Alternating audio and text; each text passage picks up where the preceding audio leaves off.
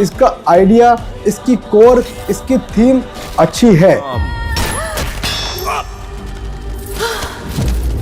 అలానే ప్రతి ఎపిసోడ్స్లోనూ ఒక 5 మినిట్స్ స్ట్రాంగ్గా ఇచ్చే సీక్వెన్స్ ఒకటి డిజైన్ చేసుకున్నారు.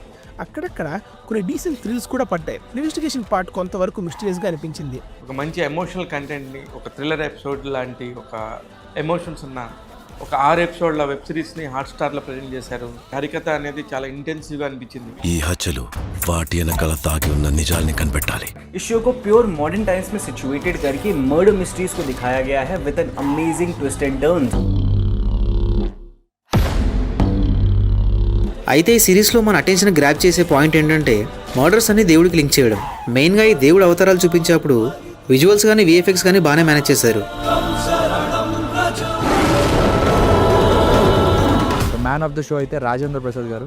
ఈ రోల్కి ఇతనే పర్ఫెక్ట్ చాయిస్ అండి. దేవుడి రిఫరెన్స్తో ఈయన చేత చెప్పించిన డైలాగ్స్ బాగున్నాయి, సాంగ్స్ అండ్ మ్యూజిక్ రెండు బాగున్నాయి. ఇక దీన్ని సినిమా రేంజ్లో చూపించిన సినిమాటోగ్రఫీ, దానికి సపోర్ట్ చేసిన ప్రొడక్షన్ వాల్యూస్ ఈ సిరీస్కి బిగ్గెస్ట్ ప్లస్ అని చెప్పారు. ధర్మ సంస్థాపనార్థ